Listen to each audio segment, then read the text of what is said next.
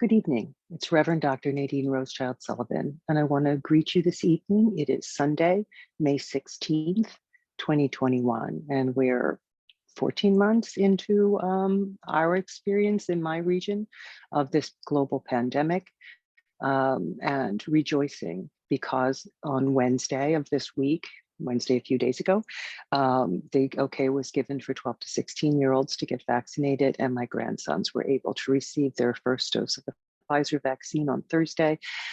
And such relief. We're not there yet. We need the weeks for their immunity to build. We need the second dose. We need, so, we're 5 weeks from that day, 5 weeks away from their full immunity. But just so thankful for the shots in arms, and so thankful for all of the administrative efforts that have gone into it. I don't know if you noticed, if you listened to the interviews, Lawrence O'Donnell interviewed a number of physicians on the pandemic response team, Dr. Fauci and a couple of others. And then he followed it up. He interviewed Dr. Kizzy Corbett, who is lead on the NIH for the development of the Moderna vaccine, and talked about the decades of work that have gone into the actual Moderna vaccine, the mRNA technology that's also used in the Pfizer vaccine, and just an amazing interview. So if you get the chance to catch the interview with Dr. Kizzy Corbett of the NIH, or just to Google her, Corbett, and her full name's Kizmekia or something. I think it's Kizzmekia, but you could probably get away with Kizzie. Anyway, well worth Googling and seeing the woman and listening to the woman who headed the team that helped develop this and bring us this moment of victory and joy. So we all thanks to them for the work that they've done and the decades of work that went into it. And also for the first world privilege that we're experiencing right now of being able to access a vaccination, being able to be immunized against this. I am myself a beneficiary, I'm sure, of the polio vaccine and its development, because people just a few years older than I were experiencing the polio pandemic, and I was an early recipient of polio vaccination, and able with that to avoid having that experience myself. Though literally people 3, 4, 5 years older than me were not that lucky, and so. Or that blessed. So, knowing this has been there for me across my lifespan and increased across time, the things that we're able to be immunized against, there's still so much going on in the world and so many places where people have no access yet to any sort of immunization, and our hearts go out to them, and our prayers go up for them, and our political voice and our will goes out to speak to anyone in charge of helping to get it to them. But we also realize that the limitations are very real as well, and so we take a moment to sometimes, in our privilege, we can use a position of privilege to speak up and speak out, but we can also use a moment to just be grateful that for ourselves personally, there's a different space and a moment of peace and safety here. It remains to be seen what will happen with new variants, of course, and it remains to be seen what will happen with American compliance or,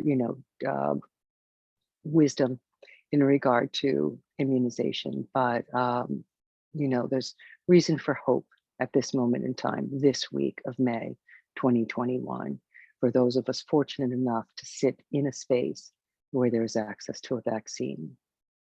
So I'm just expressing my gratitude. I've begun making these broadcasts about a year ago as a way of helping you and me get through this pandemic and just hold on to the vision of making it through, of our family members and those we love and need the most making it through. And I know it hasn't been, exactly smooth. I personally know somewhere close to 190 people now who have contracted COVID, and I have kept a very loose tally of, but a tally of either, students or clients, or students and clients' immediate family that they mentioned. If someone said to me, my grandmother got COVID, I put, a check mark down, and I've kept a little running count. And so I'm approaching 190 in people that I know or know of directly that have been diagnosed with COVID,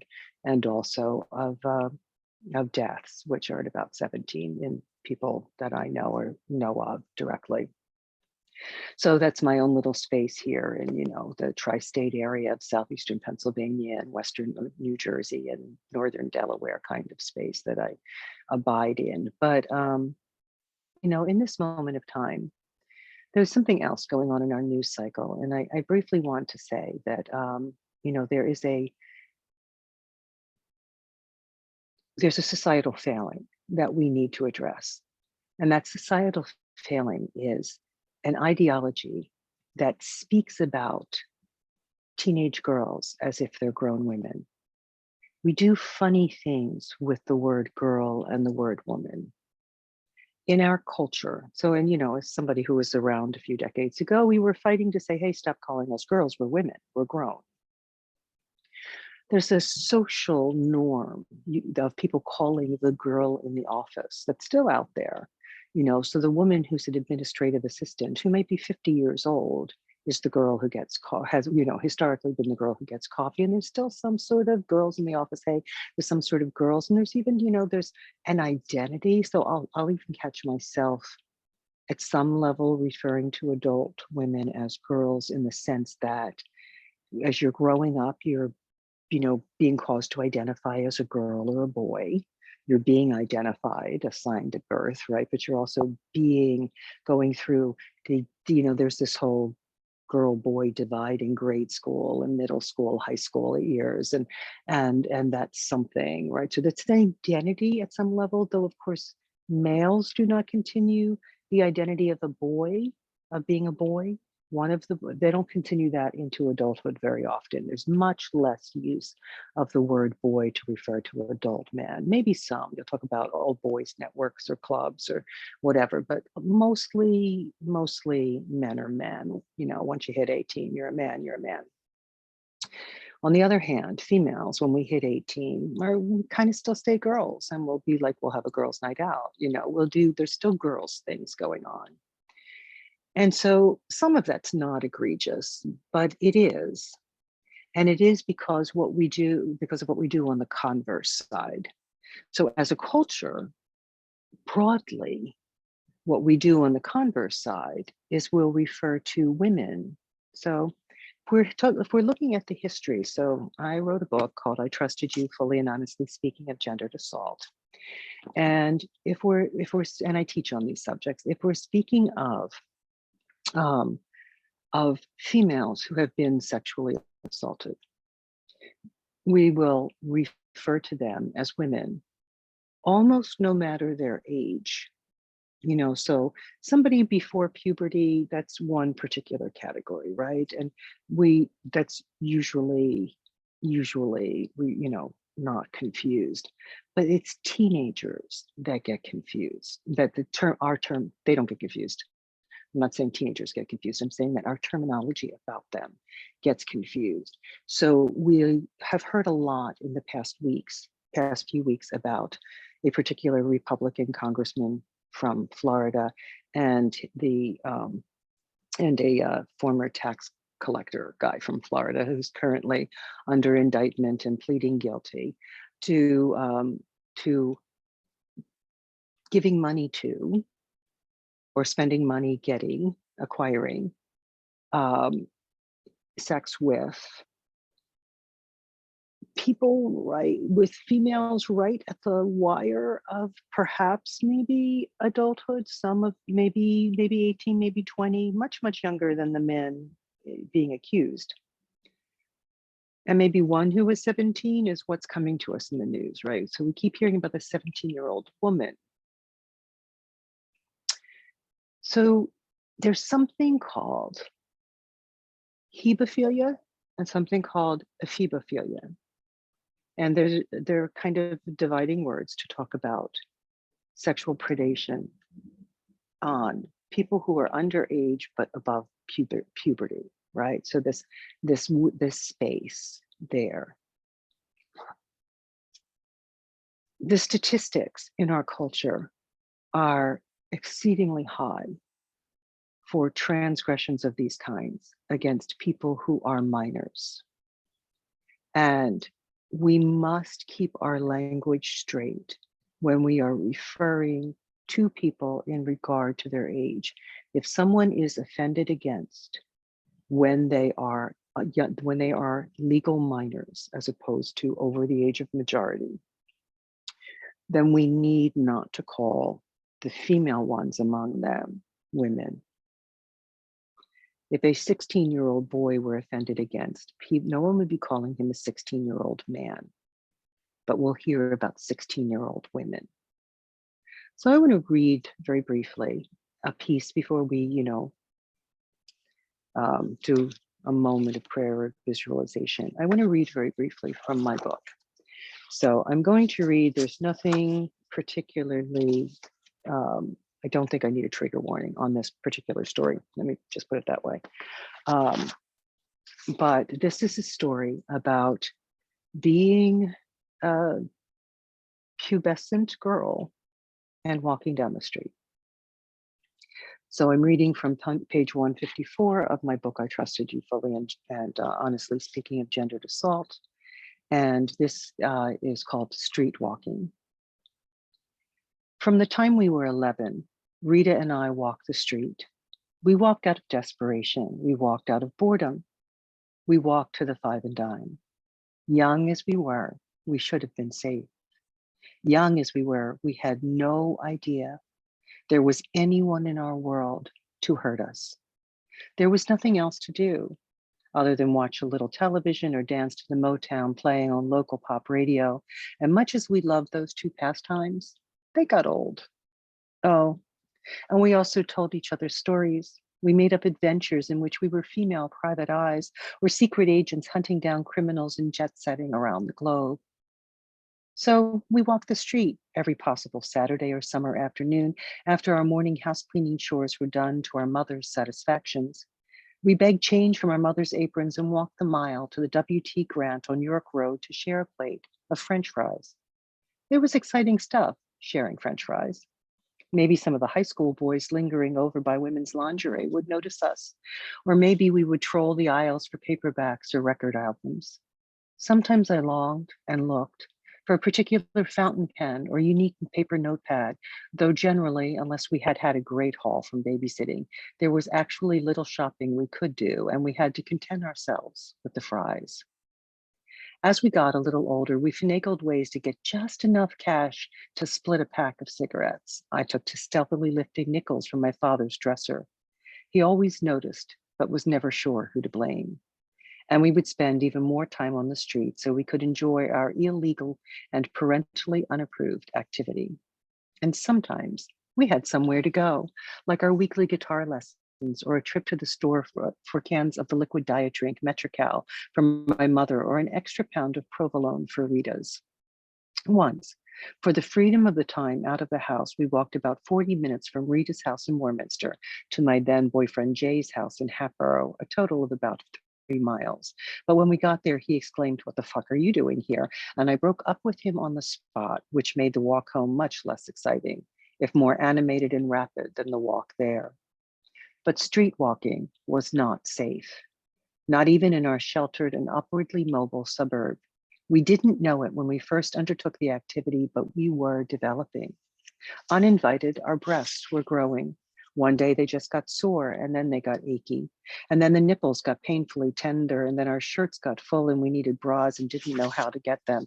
Till the day my father walked me into that same W.T. Grant's right past the 8th grade and 9th grade boys who hung by women's lingerie and up to an open bin of brassieres, only to hold one up in front of me and ask, "Do you think this is the right size?"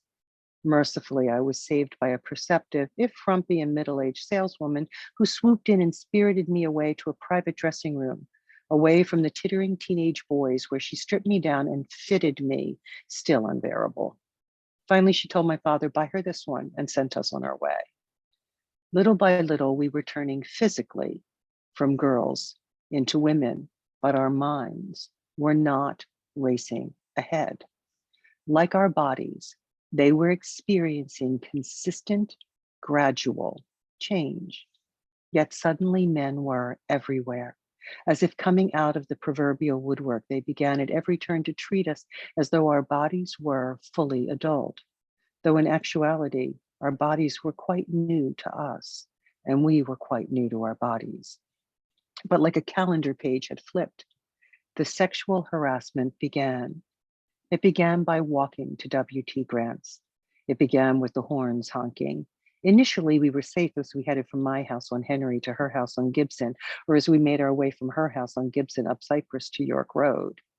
But we demonstrably were no longer safe walking on York Road. Suddenly, it seemed that car after passing car blew its horn or called out words that blew away on the wind generated by the vehicle's forward motion. At first, we didn't know what to make of it. But then one day, as we strode along York Road, one of the cars blowing its horn turned sharply into a driveway in front of us, cutting off our path, and its driver began to get out, entreating us to get in.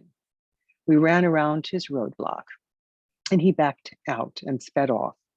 But our sense of safety was shaken. As it was for me again another day on Cypress Road.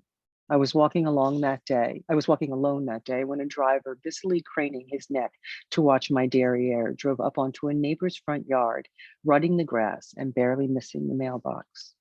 And then I moved to the city, where walking past a construction site brought a cacophony of voices hollering obscenities, or men slowed their cars on Broad Street just enough for me to hear their shouted enticement, "Hey, baby, wanna fuck?" To which I always wanted, but never got the chance to respond, "Wanna know my name first?" And years later, there was the effect of pregnancy and lactation, during which even walking the inside of a store or restaurant became running the gauntlet of the male gaze, or the friends' husbands who would hold conversations with me while talking to my chest and not my eyes. A situation I always longed to address by stating, "Those aren't my eyes, I'm up here." In general, I refrained. I was trained to social decorum, and I was concerned for my already mortified friend. And then there were the men in the workplace, the ones who chased me around the desk, the ones with the power to promote or to fire me, the ones who made me quit. Inside or out, street walking was not safe in this female body, and too many older men couldn't tell a teen from a 20 or didn't care to try. Maybe they never knew how old and how consequently grossly unattractive they looked to me. So I want to comment on that.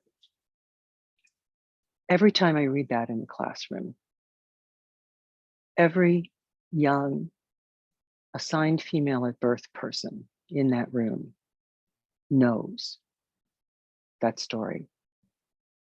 They'll go, they get really avid in discussion, even if they are a classroom that has not been avid to discussion before. Even when you've got a group who's generally silent, it's sometimes tough to be the professor at the front of the room. You're trying to get your students to talk and to enter in and to, lead, you're trying to do something there, right? And sometimes it's a little like pulling teeth, but not when I read that story.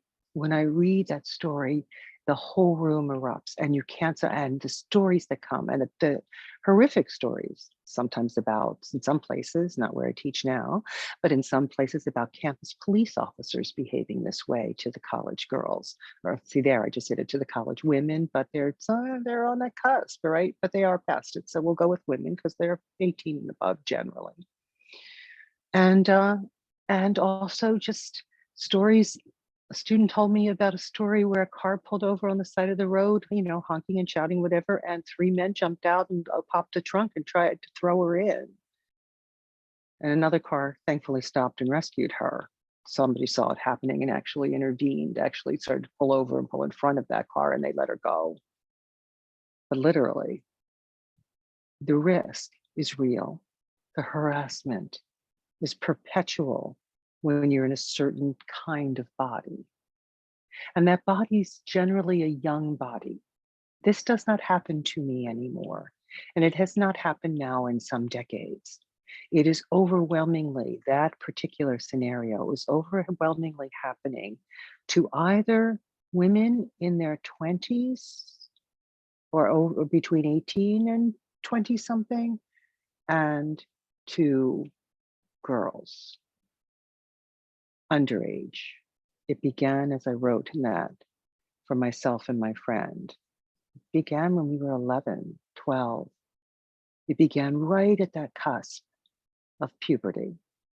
And so it's not about prepubescent. It's about postpubescent, but pre-majority. And the thing is that we were still children. Our minds were still children's minds, becoming adolescent minds, the adolescent mind. We know from science, we know that the brain is not fully cognitively developed. The changes that are happening, they're not there. We're not fully adult in the biology of our brain structures until we're in our early 20s. So somebody under the age of 18 is never an appropriate sexual object for somebody markedly over the age of 18, right? There's a little gray space if I'm 17 dating, if I'm 16 dating a 17-year-old and then he turns 18 and I'm still under 18. That's not what we're talking about, right? We're talking about there's an overwhelming culture in this country where where men who are well into their 20s and beyond, and in my experience as a teenage girl, middle-aged married men, an overwhelming culture in which the disrespect for females as human beings extends to the place of considering any girl who's developed in any measure to be fair game, and to refer to her as a woman when she's 12 or 13 or 14 or 15 or 17. There are reasons we have the statutory rape ages, and some states have egregiously low statutory rape laws. We also have a lot of child marriage in the United States. There are many, many states, maybe an overwhelming number of states, that allow that if a underage girl has gotten pregnant by whomever, that a judge or her parents, depending on which state, some states it's just your parents and some states it needs a judge, but you can sign a paper and have her be married. And so as these girls become women, many of them are stepping forward and saying, hey, I got pregnant at 15 by a man who was inappropriate in age and pursued me and actually was committing statutory rape. And maybe there was like no consent on my part at all. But then when I got pregnant, my parents signed a paper because, and sometimes there's a religious factor in there, but we were, I was forced to marry him, or I was heavily encouraged to marry him. And then I had 4 or 5 kids by the time I turned 18 or by the time I turned 20 or 21. There's a problem. And the problem is this: there needs to be a hard, fast line set in the American consciousness of grown men to recognize that just because a female body has begun to look adult, if that female body is actually underage, if that person is underage, it's not okay. And if you're 38 and she's 19 or 20, it's really still not okay. So we need to comprehend sexual orientation when we're talking about the rights of minority sexual orientations, when we're talking about people who are gay or lesbian, bisexual, pansexual, when we're talking about people who have attractions that are not heteronormative, right? We are talking about adult to adult consensual sexual orientations. There should be no social permission for claiming a sexual orientation to children. And teenagers are still children. Their minds are not finished growing or developing, and they cannot give affirmative consent. And so, whether one is a highly empowered political person of any given party, or one is the guy changing tires at the local gas station, whomever one is, if that person you're after is underage, and however whatever gender they are, because there's there's a lot of assault against boys, but usually prepubescent, but however that goes down, right?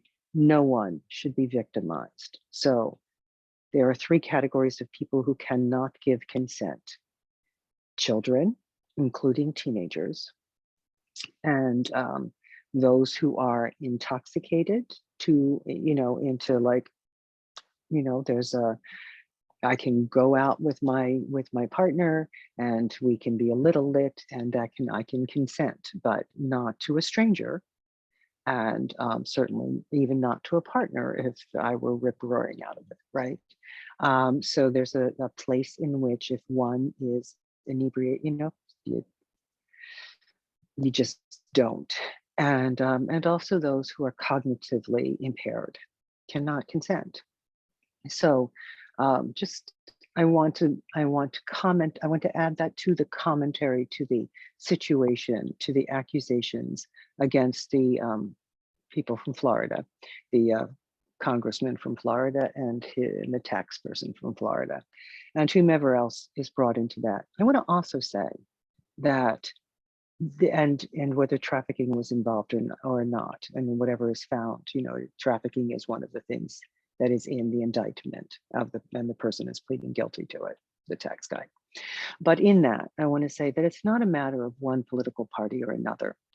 There's been a conspiracy theory floating around that tries to say, Democrats do this thing. I'm sorry, I've lived in this world long enough to know that it does not matter the political party. It does not actually matter the station in life. It's not only the upper class, or it's not the middle class, it's not the low, it's not the working class. It is all classes, and it's all parties. It would include independents and any party, right? It's all political parties. The problem is that sexism is still invisible to us. We don't see it as a nation, as a culture, as a people, as a world. I don't know of any place currently better in this regard, but and so I'm across the board, there is a failure to see people assigned female at birth as full human beings who deserve to be treated with respect. There is a tendency to see us as bodies and not as minds, not as people with multidimensional beings with character, but a diminution, a diminishment of I see of us into, and it actually goes back in time. It's actually rooted in our origin stories, right? Things are rooted, origin stories matter. And if we go back into origin stories, and this is not the only one, but if we go back into origin stories like Adam and Eve, in the way it has been interpreted, this is not what I have a different book where I've analyzed the story of Adam and Eve from and make a claim about the original languages. And that's the book over there called The Blue One, An Abomination in the Sight of the Lord. And its subtitle is A Deeper Look at the Jewish and Christian Scriptures Thought to Condemn Homosexuality. And I deal with Adam and Eve pretty in depth there. But the story of Adam and Eve, the way it's told, whether or not you're from a faith background that believes it, or whether or not you're simply a secular person who, or you're from a different tradition, whatever that is, the story is told that God created a male person who was in God's image. So it makes God a male, hence Michelangelo's painting of God the Father and his little finger coming out to touch Adam's finger and put life into. So they're both male. And I believe Adam in Michelangelo's painting is demonstrating his genitalia to demonstrate that. I think God might have a little swath of cloth across him. But there's this, concept, right? So this male deity creates this male human, and then the male human's lonely. And so this male deity puts the male human to sleep and takes a little piece of bone out of his side, the whole Adam's rib thing, takes one of Adam's ribs, fashions it into a female, closes up Adam's rib cage and wakes him up and says, "Here, look what I made for you," and gives him this woman as a gift. And Adam names her Eve, the mother of all living. And that actually tells an origin story in which females are women, girls, females, that Eve is a separate creation at a later time for a separate purpose. So in the story, Adam is created to serve and honor God. Eve is an afterthought created later to serve and honor Adam. And so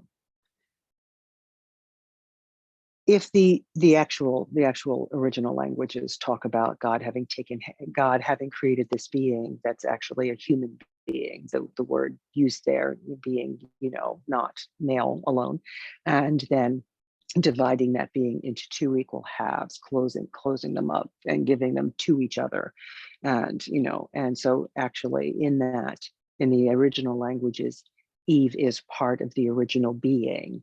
Adam and Eve are both in the original human, and that would make God both male and female, which makes a whole lot of sense considering that there's, male and female all over the planet, and they have all these species and plants and everything that reproduces. There's something to make this reproduction happen, and all of that. But that origin story has led to a culture in which females are devalued, something we call patriarchy, rule of the father, patri being father, archy being rule, right? And so this space in which men are superior, men are dominant, and okay, so a man has bigger muscles, and so a man's more logical, and a woman's more emotional, and needs to be taken care of, and a whole lot of stuff that's just simply not true.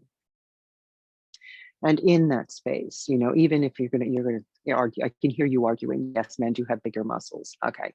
Part of the secondary sexual characteristics that happen at puberty increase male upper body strength and give women hips for childbearing purposes. However, if you both work out in the gym, the difference is not all that that's not a reason for really. You can lift more pounds than me, and so therefore you get to tell me when I can stand up, sit down, come in, go out, and whether or not I can eat. I mean, therefore I'm under your thumb, therefore I must be subordinate, therefore I'm not fully human. But our culture does, in all of our media messaging, in our movies, in our television, in our internet stuff, in our porn, there's message, and in our religions, and in our family structures, and there's every message from the time we're little tiny toddlers that comes to us telling us who males and females are, and telling us that men dominate women and that boys are better than girls. And that grows into this space of women being bodies to be there to be used, because Eve was an afterthought made to keep Adam happy, and we're sort of replaceable. We can, one woman leaves, okay, we can plug a different one in. Like, do you like her body or her body? There's is it Kazakhstan? I'm spacing a little bit on the name of the country, but there's places in east of Russia and other parts of the world where there's been a long history, and there remains the history of kidnapping young women or late teenage girls and forcing them to forcing them to marry. So this history of just, the men coming down out of the hills, it's time for, they want to get their son, a wife, he needs to have a couple of babies to help them with the farm. And so they come down out of the hills and they just, and they sit there and they watch the bodies walk by. And then finally he goes, I like that one. And they jump out of the car, snag her, throw her in the car, drive her up into the hills. And then, and a third of the women of that country are actually married by kidnapping. Long history of the treatment of women in that way and girls in that way in war. Horrible, horrible history of the treatment of people assigned female. Actually, in the United States at this point in time, 3 to 5 women a day are killed by their male intimate partner. If you times that times 365, we come out, into like, I forget right now, but something, I'm not doing the math in my head, but like 1,500 or something a year that are killed for being female, cisgendered females, killed by their male intimate partners, husbands, boyfriends, wannabes, stalkers. It's dangerous to be in a female body in this culture. It's particularly dangerous for teenage girls.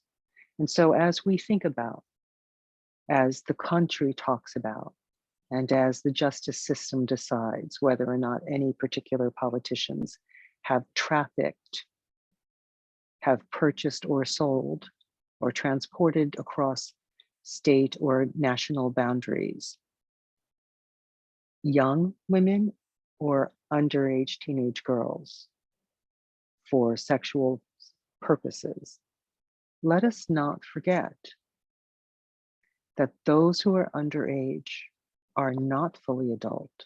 We should have a national 18-year-old statutory rape law. We don't, but we should. We should have a cultural ethic. The 35 and 45-year-old and 55-year-old men that came after me and my friends when we were 12 and 14 and 16 should have been ashamed of themselves. And our entire culture should come to the recognition that someone beneath the age of majority is off limits. But to do that, we have to recognize that that female child's heart, mind, and soul matter as much as any male child's, that she is as fully human as her brothers, and that she deserves a safe space to continue to come to adulthood, and that women are not here to be toys.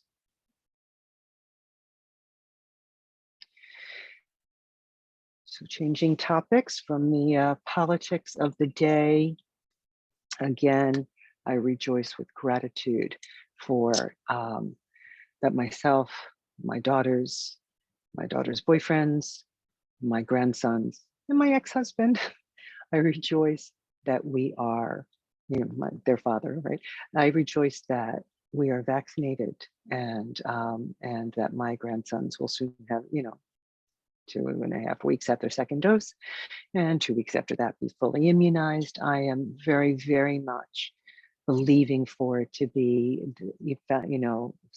to be safe and effective, and then to be extended down to younger children. I really personally don't think we should have gone back to in-person school until grade school children could be, until whatever age bracket could be vaccinated and could have time to be vaccinated and get immune.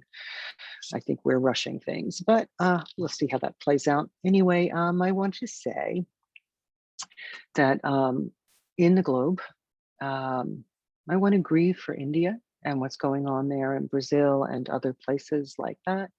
I want to say that at this moment, as of this afternoon, 163,687,843 diagnosed cases of COVID-19 have been diagnosed in the world. So yeah, right, 164 million, we're right there. And of those, I'm going to round a little bit, 3,400,000 people have passed away of COVID-19 that we have counted. At this point, we know they're saying maybe 5 to 10 times that number because, so many places people can't get tested, haven't been able to get tested, haven't been able to get treatment, whatever, across the span of time, this year and a half, year and a quarter that it's been affecting so much of the world. And there's been a lot of falsification of records or improper record keeping, but there was also simply lack of access to testing and lack of access to diagnosis of the deceased. And we're not even talking about excess deaths. We're just recognizing that we're undercounting. In the United States, as of today, May 16th, 2021, there have been 33,712,000 diagnosed cases. And between the time I first looked at the stats earlier this afternoon and looking at them just before starting this broadcast, we crossed the 600,000 mark for deaths in the United States, according to ENCODE 2019.live. India has, as of this afternoon, also is right at the 25 million mark of cases, and a total death toll in India of 274,000 this late afternoon today. Their high per day was running at about 400,000 new cases. It has declined to about 3 a day. It's declined to 325,000-ish new cases a day. Part of that high is because they had a large in-person pressed together religious festival encouraged by their leadership to go and celebrate unmasked and not worry about it. And so this incredible spike has partially arisen out of that, as our big spike was actually in January of 2021 because of what we did as a country for Thanksgiving and Christmas. So India's deaths are still running at about 4,000 new deaths a day. We were there in January. So in January, on 6 days of the month of January 2021, the United States death toll topped 4,000 a day, and then it dropped down to most of January. It was running at about 3,100 a day. We are at this point, I think we're running about 600 a day right now. So let me just say, they changed the mask mandates, and not arguing with the science, but I am pointing out something. They've spent the whole pandemic telling us that your mask protects me and my mask protects you. And so they're saying that with my being fully vaccinated and many weeks out of my second dose, that I'm 95% not going to get COVID, and at least not any variant currently in our shores, within our shores, right? And that if I were one of the 5% to have a breakthrough infection, that it would likely be asymptomatic or very mild. I actually really hate colds, so I'm going to keep wearing a mask just because I hate colds. And I wouldn't want a mild infection. That 5% is too high for me right now. Maybe when it's really hot, I take it off. And I certainly will take it off with fully vaccinated people. But as far as like actually being in the grocery store with unmasked people, and I don't know who is vaccinated and who is not, and who's vaccinated and far enough out that they're fully immune, there's a lot of the British variant in my region, and that's been, quite infectious. And the death tolls are lower because the people currently infected are younger in age, because most of the older population's been vaccinated for some time, and the younger ones are just getting there. But there's that. But if you are tonight, or since the change in the mask mandate, if you're not yet vaccinated for whatever reason, and the anti-vaxxers and anti-maskers now have the right to take your mask off and come into the store. So here comes an anti-vaxxer, and here is a person who is not yet vaccinated, because they didn't have time, they didn't have, I mean, the access is pretty broad right now in the United States, but, hypothetically, it was really rough, really tough to get to. And so somebody just is still living in a place where it makes it hard, or it's hard for them to get the ride, whatever. And I know Uber and Lyft have volunteered some stuff, but, for whatever reason, this person's not yet vaccinated, or they've gotten vaccinated very recently, but it hasn't been long enough for the immunity to kick in. And now they're going into the store and they're masked because they know they're not yet fully vaccinated. And in comes somebody who's never going to be vaccinated, and they have COVID. The mask that was meant to protect this person is now off. And this person will not be safe as I am until they're fully vaccinated, until they've had time to get both doses, until they've had time to be 2 or 3 weeks after their second dose and have full immunity, right? So there's no longer so it's kind of a carrot and stick. It's you can get vaccinated, so you should do it. Hey, if you do it, the carrot is you get to take your mask off.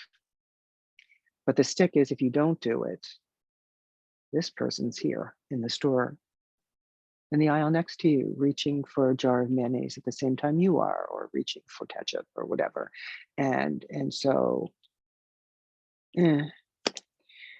plus, the 12-year-olds only got permission on Wednesday, and the first ones to get vaccinated were Thursday. And, we were fabulously fortunate that our middle school threw up a pop-up clinic, and, my daughter was able to make an appointment on Wednesday and take them on Thursday. That was fabulous. But, the 12 to 16-year-olds just started getting vaccinated. It's going to take weeks to vaccinate them. And even those who got vaccinated on Thursday are not going to be immune until June 17th. Not fully being fully vaccinated is you're far enough out of your second dose, right? And so, but we're going to make it through. You're going to make it through, and I'm going to make it through. And we're going to continue to see change, helpful change.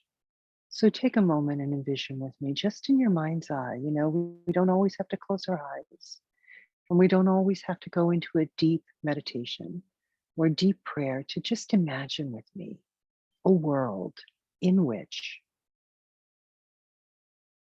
all of our leaders are servants of the people, doing their honorable best. And in this world, those who are authoritarian and those who are corrupt and stealing money and making bad laws and telling people to go out and do bad things, they're all removed, swept off the stage of human history. The page has turned and we're on a new page, and democracy is growing around the world, and authoritarianism and fascism is shrinking. And country after country is getting rid of, in different ways. The fascist leaders are leaving, the authoritarians and the dictators are coming out of power, and they're losing their backing, and democracy is expanding and growing. And in this space, the pandemic is behind us. The world did its absolute best. Every nation and every pharmaceutical and every government and everybody did their best to manufacture and to get the vaccine technologies out, to manufacture enough, to manufacture the needles needed, and to set up the infrastructure, and it's behind us. And this pandemic's really over, and we've begun to we've begun to treat the climate differently.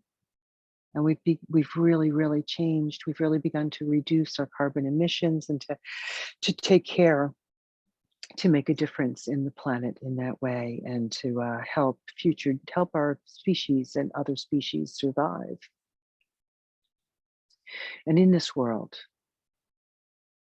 in this world. You and yours and me and mine made it through and are safe and happy, healthy and well, housed, fed, clothed, able to pursue our higher purposes, able to have this peace and the space to paint and write and sculpt and dance and give ourselves to art and intellectuality and music and theater and walking on the beach and playing football or soccer or whatever it is, whatever we love, right? We're able to follow our passions and our goals and be kind to each other.